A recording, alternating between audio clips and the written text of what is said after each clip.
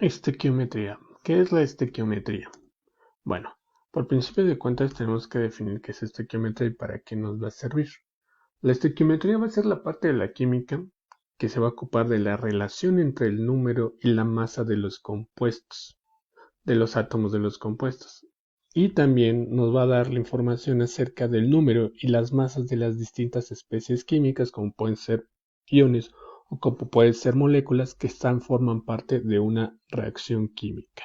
Entonces, cuando nosotros hablemos de estequiometría, vamos a hablar de números forzosamente. Vamos a hablar de operaciones matemáticas forzosamente. Otra definición, ya del origen lingüístico de lo que es la estequiometría, viene del griego de stoichein, que significa básico, y medida, y metron, que significa medida. Entonces es la medición del elemento básico que está contenido dentro de una reacción química. La estequiometría, les decía hace un momento, que es la medición de las cantidades de las especies que forman parte de una reacción y de las cantidades de reactivos y productos que se van a formar y que van a participar dentro de una reacción química.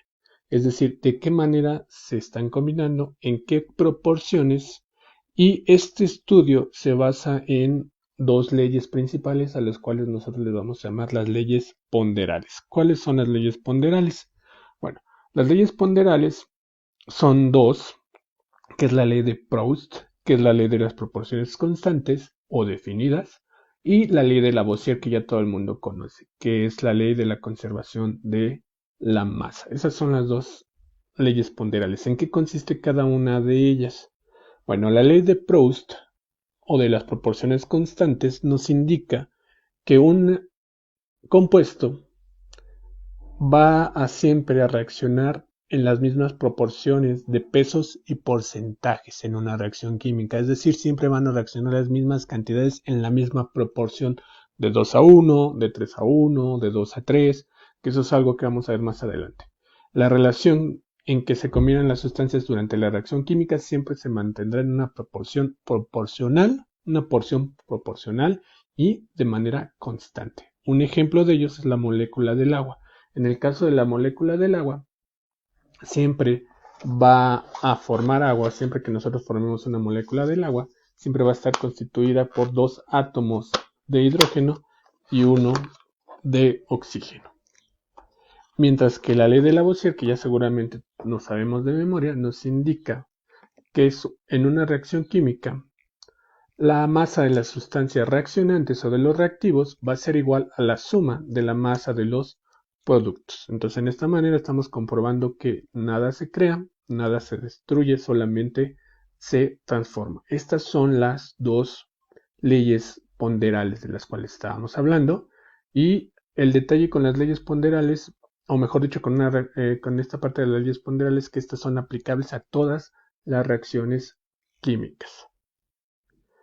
Conforme a la ley de Lavoisier, nosotros podemos tener una conclusión, que la suma de los productos de las masas atómicas o moleculares de los reactivos debe ser igual a la suma de las masas atómicas o moleculares de los productos. ¿Cómo vamos a identificar? Bueno, algo muy importante es el balanceo para que nosotros podamos hacer válida esta parte de las leyes ponderales. Es por eso necesitamos hacer primero un balanceo para identificar cuántos moles están relacionados con cada especie, es decir, cuántos moles de cada reactivo van a reaccionar para formar cuántos moles de productos. Siempre vamos a tener moles de reactivos que al sumarse o al reaccionar van a generar moles de productos. Según la ley de la conservación de la masa de la materia y la energía, el número de átomos que tenemos en los reactivos debe de ser igual al número de átomos que nosotros tenemos en los productos. Los coeficientes que utilizamos para el balanceo de las ecuaciones químicas van a representar los moles de cada especie, ya sea un elemento o un compuesto, que participan en una reacción. Vamos a ver un ejemplo. Este primer ejemplo es una reacción química donde va a estar involucrado el sulfuro de zinc, que aquí lo vemos, y este sulfuro de zinc es usado para obtener óxido de zinc y posteriormente utilizado para obtener zinc, ese óxido de zinc. Entonces, para que nosotros podamos obtener este óxido de zinc que tenemos de este lado, lo que necesitamos hacer es calentar o quemar ese sulfuro de zinc para obtener dos productos distintos. Tenemos nuestros reactivos, tenemos ahora nuestros productos.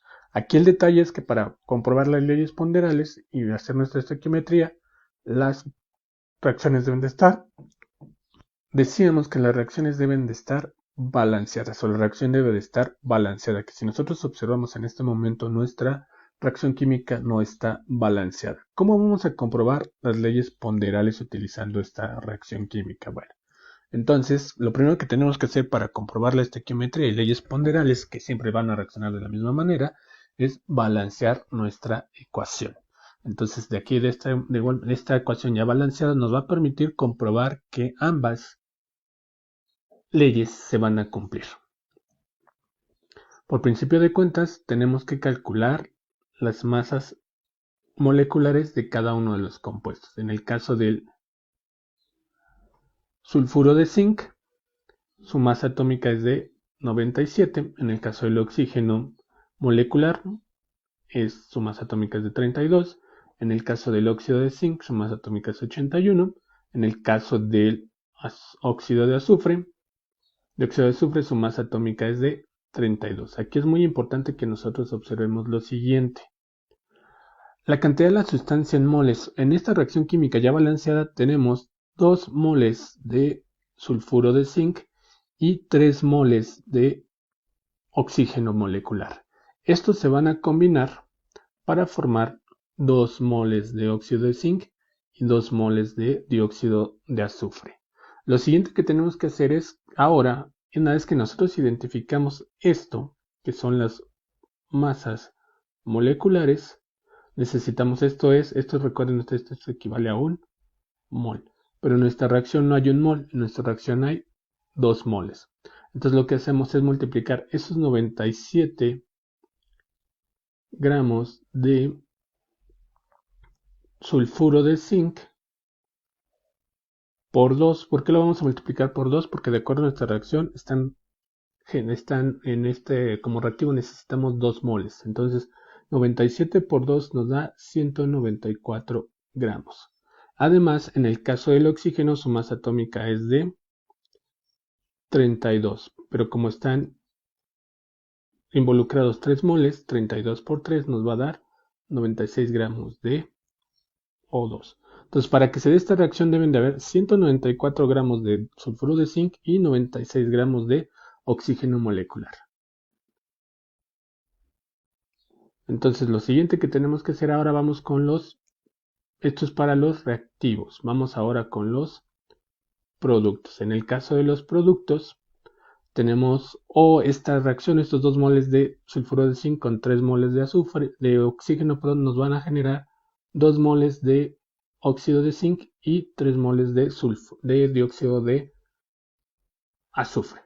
Entonces, de nueva cuenta, identificamos masa atómica del óxido de zinc es 81, pero como son 2 moles, esto nos da 164 gramos de óxido de zinc.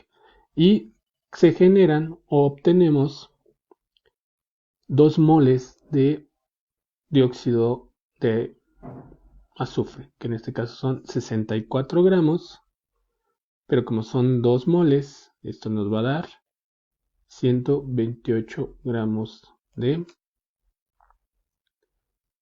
dióxido de zinc. Entonces hacemos las operaciones y lo siguiente que tenemos que hacer es comprobar que ya tenemos los mismos gramos de un lado y los mismos gramos del otro lado. 194 más 96 nos da 290 y 162 más 128 nos da 290. De esta manera comprobamos la ley de Lavoisier, que nos dice que nada que se crea, nada se destruye, solamente se transforma. Y esto lo podemos comprobar porque los gramos que tenemos al inicio de la reacción son los gramos que tenemos al final de la reacción.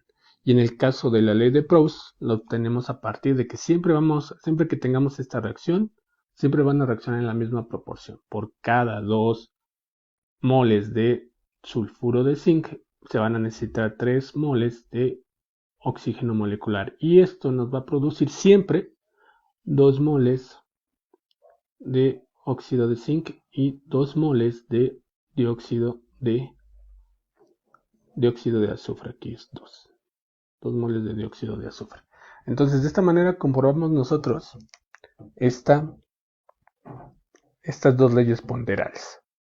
Al combinar los postulados de ambas leyes ponderales, nos podemos concluir que se puede determinar que hay una reacción debidamente balanceada, con la cual se conocen las relaciones estequiométricas, es decir, cada cuántos moles van a reaccionar para formar cuántos moles de los productos.